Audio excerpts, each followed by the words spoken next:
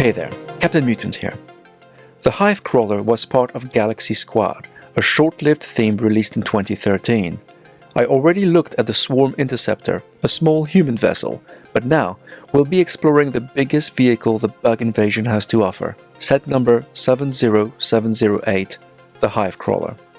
The set is made up of 560 pieces, comes with 3 minifigs, and as what seems to be consistent with all main sets of this collection, also comes with a smaller vessel for the opposing side. The human is called Billy Starbeam.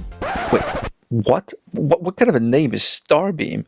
I mean, if this was set in the 70s, that could almost make sense, but from 2013? Hey Lego, Ziggy Stardust called. He wants his buddy back. Anyway, aside from coming in red, Billy's armor looks exactly the same as the Swarm Interceptor's blue counterpart, Solomon Blaze. Now that's a name I could get behind.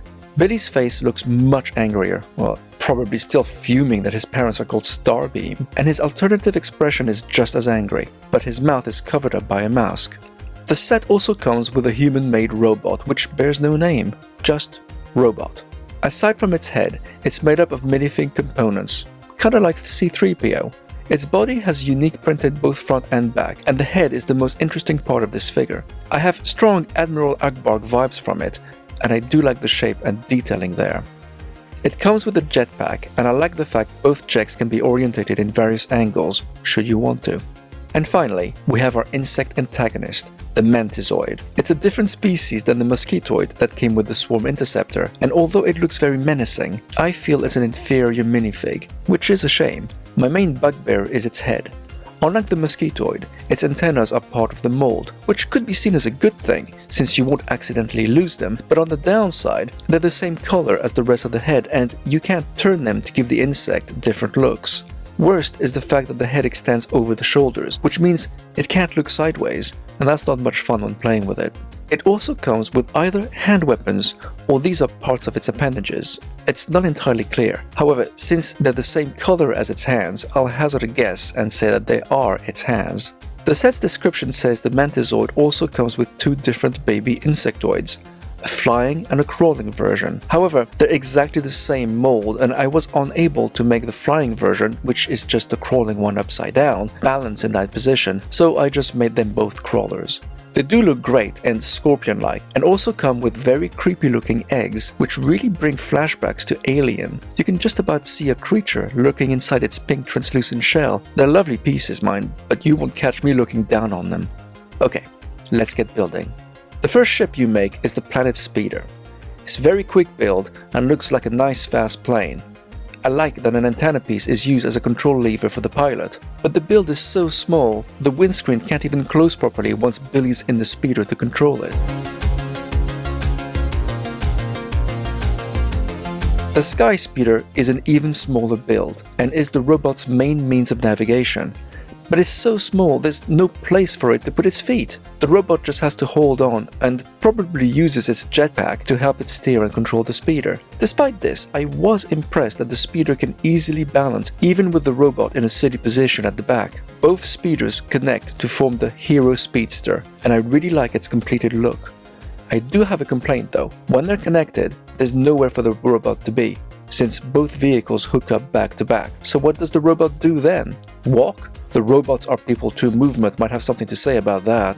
But all of this is merely the appetizer. The main attraction is, of course, the Hive Crawler. As you'd expect, a lot of Technic pieces make up such an unusual construction.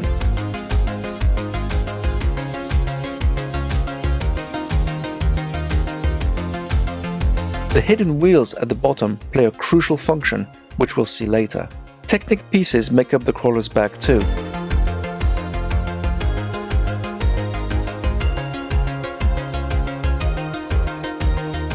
I like the various colors used for the body, as it makes the vehicle look very organic. There are some big pieces which we don't see very often, like those big cylinders which have only appeared in 17 sets. The back of the crawler is raised with the help of 2 elastic bands. Remember those for later. For a long time, what you're building doesn't really give you any clues as to the crawler's final shape, but the big circular pieces on the side do help. Once that's done, The main focus is on creating the cockpit. It has a cool sticker on the 2x4 tile, which sadly gets hidden by the seat. But what I like a lot are those twin gun barrels, and the fact that you can tilt them up and down and rotate each cannon 360 degrees. What makes me think this could be a living mechanized vehicle is the fact that it has a mouth, represented by this printed piece, with some seriously sharp black teeth around it.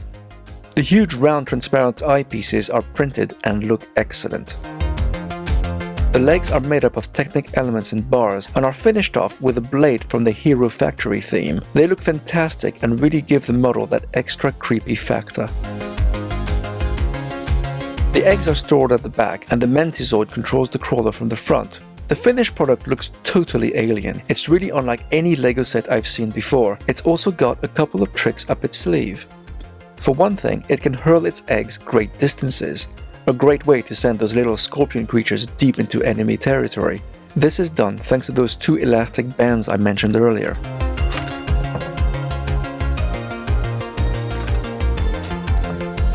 But that's not all. Remember those wheels we put in at the start? Well, they're connected to the legs, and when you move the crawler, this happens.